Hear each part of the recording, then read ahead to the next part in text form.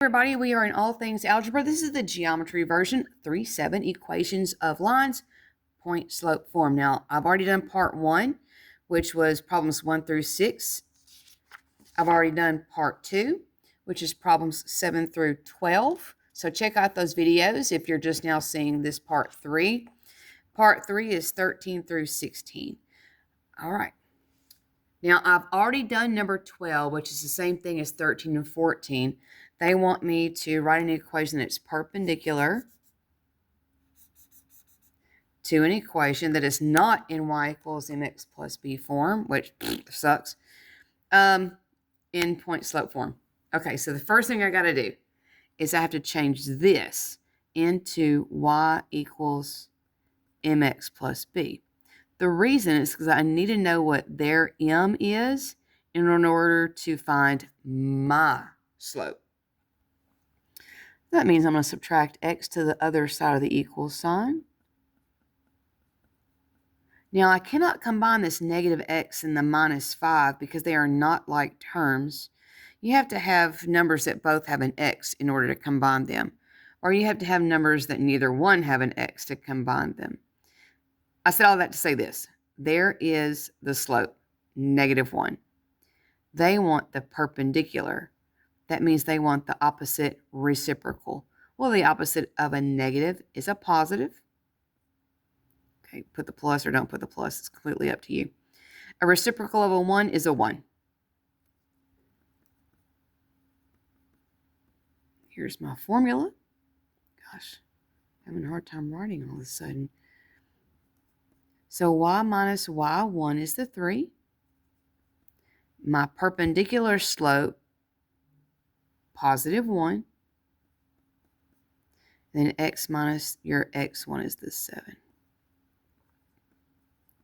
This is distributed property. Put the 1 if you want to. I will not. 1 times x is just x. 1 times -7 is a -7. Add 3 to the other side and you're done, everybody. So here is your answer. You'll notice I didn't talk as much, teachers. If this is you watching just to get your head on straight, you probably heard me say several times that I start backing off. At some point, you've got to hand control over to the student. All right, what I'm going to do here. Yes, I'm going to get that in y equals mx plus b. Yes, I'm going to subtract the 5x first. No, they are not like terms, so no, don't combine them. Yes, I'm going to divide by 3, and yes, it's going to be everything. Okay, this is where you look at what their slope is and what they want you to do to it. A perpendicular slope is an opposite reciprocal. So this negative is going to be a positive, and then flip the 5/3 to be 3/5.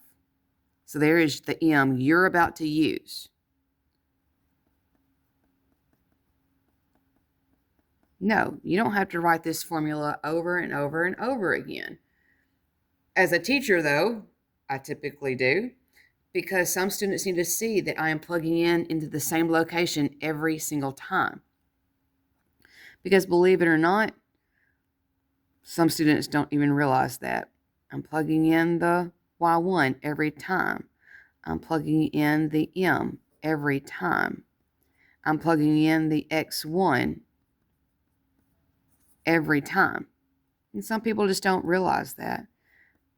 They just don't pay attention to details. Boys are really bad about this. Girls, not so much. They'll pay attention to details more than boys will. 3/5 times x.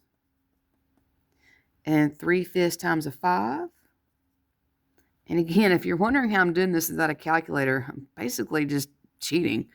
5 divided by 5 is 1. 3 times 1 is 3. Add 1 to the other side and you're done.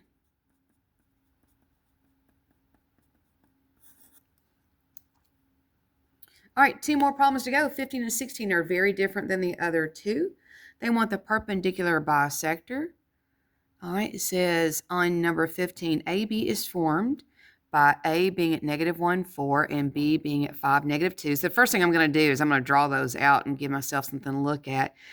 if L is perpendicular to, if L is the perpendicular bisector of AB, write a linear equation for L in the slope-intercept form. Graph both AB and L to confirm your answer graphically. Okay, well, the first thing I'm going to do is I'm going to graph AB. Negative 1, 4 is left 1 because it's negative and up 4. So from my origin, that's where the x-axis and y-axis intersect. Left 1, up 4. I'm going to put a dot. I'm labeling it A. B is 5, negative 2. That means from the origin, right 5 because it's positive, down 2 because it's negative. 1, 2, 3, 4, 5. 1, 2. We'll put a dot right there. Called it B. So I'm going to draw a line from A to B. Believe it or not, you're going to have students in your room who've never used a ruler before to draw a line. So if you are a teacher, having the students use the rulers, they need to actually know, and I'm surprised every year by this. So they have to know to put the edge of the ruler by the dot A and the dot B, and then use the edge. It amazes me that they've never learned how to do this until high school, which is, crazy. But anyway, all right, so I need to know the slope of this because the slope of a perpendicular bisector is an opposite reciprocal. So I need to find the slope of this line, change the sign, flip it upside down because perpendicular bisector is an opposite reciprocal. So I'm literally going to count blocks. I'm going to count blocks down. I'm going to count blocks over. So down is a negative number. So I'm going to go down 1, 2, 3, 4, 5, 6. So then I'm even with the B. So again, I'm down here even with the B, down 6. Right is positive. 1, 2, 3, 4, 5, 6. So there M is a negative 1. But we have a perpendicular bisector, which means I'm going to change that from a negative to a positive, and a 1 flipped upside down is just still a 1. So there's my slope. Okay. So let's see. Write a linear equation. Okay.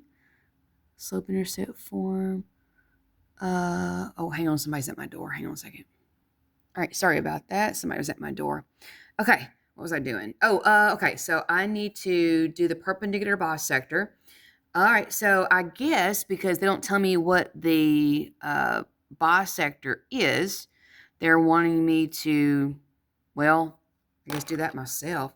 See, I think I can eyeball this. Yeah. There's your bisector. Bisector means point in the middle. So between the A and the B, this would be the point in the middle. So my x1, y1 is this ordered pair right there. So that's right 2 from the origin up 1. Okay, so if you're sitting there going, whoa, why aren't we using A and why aren't we using B? Well, we're not using A and B because bisector means point in the middle. The point in the middle of A and B would not be A and B. You would have to find this dot, which is the middle, the bisector of AB. So it's right 2, up 1. So I'm eyeballing it, and if you need to see it, it's down 3, right 3, down 3, right 3. I mean, it's just the point in the middle. You can eyeball this. If you need to do the midpoint formula, which we very well may have to do on number 16, I'll worry about that later. Right now, I can eyeball it. Hang on. Okay, sorry about that. Had an announcement. Okay, so this is my x1, this is my y1, and my perpendicular slope, remember, was that positive 1 right there. Okay, here we go.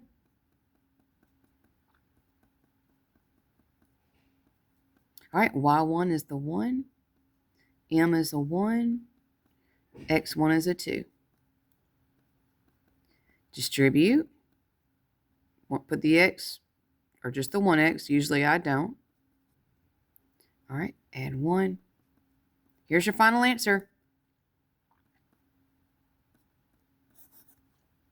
Pause the video as you go, okay? You're going to want to try this on your own to get that confidence level up. All right, last one, number 16. XY is formed by -9, -7. Y is -3, 5. So the first thing I'm going to do is I'm going to draw that out. If line J is the perpendicular, oh, shoot. Do I need to graph it? My bad. All right, let's go back to 15. I forgot to graph it. I read this right there, and it said graph both, and I'm like, I forgot to graph it. Okay, so let's graph it. All right, so I'm going to graph my perpendicular line. It's going to cross the y-axis at -1. So from the origin, you're going to come down 1. The slope is understood 1 over 1. So up 1, right 1, up 1, right 1, up 1, right 1. Probably got tired of this in Algebra 1, so I won't do all that. But there is my perpendicular bisector. All right. Shabam. All right, it looks like it's a 90-degree angle to me. And it cut it directly AB in half. So it looks like I'm good to go. Okay, back to number 16. Oh, sorry about that. Hang on. All right, let's do this. All right, so -9, -7 is left 9, down 7 from the origin. The origin is where the x-axis and y-axis intersect. Okay, left 9, down 7. 1, 2, 3, 4, 5, 6, 7, 8, 9, 1, 2, 4, 5, 6, 7. Okay, left 3, up 5. Left 3, 1, 2, 3, up 1, 2, 3, 4, 5. Okay. For my visual people, darn it, here we go again. A lot of announcements today. All right, here we go. Okay, what we got? J is the perpendicular bisector of XY, so I need to find the middle. Ooh, I think this is going to be nice. Gonna find the slope, blah, blah, blah, blah, blah. Okay, well, let's find the slope first. That way I can know to do an opposite reciprocal. All right, so I'm going to count up and I'm going to count over. This is a positive slope, so my new m is going to be negative something. All right, here we go. 1, 2, 3, 4, 5, 6, 7, 8, 9, 10, 11, 12. So I'm up 12. 1, 2, 3, 4, 5, 6. So I went up 12. I went right 6. So this slope is a positive 2. So my slope will be a -1/2. All right. Now I need to find the middle of this. This is where I'm kind of like, the eyeball, it looks right about there. So, yeah, which is not a nice ordered pair. Okay. More work for me. Yay. I'm doing the midpoint formula. Gosh. You know, I said a while ago to teachers that, hey, you need to tell everybody that the geometry is a building block, and once you learn something, it's never going to go away. Bam! Right there. We learned midpoint formula, back in Unit 1 of me doing these, and ba-boom, here it is again. Okay, so I'm going to add my x's. I'm going to divide by 2. I'm going to add my y's. I'm going to divide by 2. This is going to be my perpendicular dot, my bisector dot. Okay, here goes. Over to the side here. -9 plus -3. Divide that by 2. My y values, -7 and a 5. Add them up, divide by 2. So that's a -12 divided by 2, which is a -6. -7 plus 5 is a -2. Divide by 2 is a -1. Okay, so there is 1, 2, 3, 4, 5, 6. There's my middle dot. So I just couldn't see it. I was thinking it was like right there, but I was wrong. There is your perpendicular bisector point, which is nice. It's a nice number. I was afraid it's going to be a fraction, and I was not looking forward to that. But I did the math. I just couldn't see it eyeballing it. Sometimes it's easy for me to eyeball it, and sometimes it's not so easy for me to see it, which, it is what it is. All right, so I've got my x1, I've got my y1, I've got my perpendicular slope to their positive 2 slope. So it's going to be sitting right like that. And here goes. Y minus y1 equals mx minus x1. All right, whoa, where in the world did that equal sign come from? That should be a minus sign. Y minus my y1 m and my x1. Okay. Watching my signs here, got a double negative. Distributive. Negative 1/2 times x.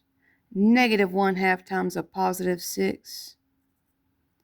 Okay, 6 divided by 2 is 3.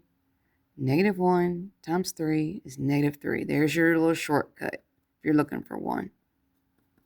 Subtract 1 to the other side, and here is my answer. Now to graph that,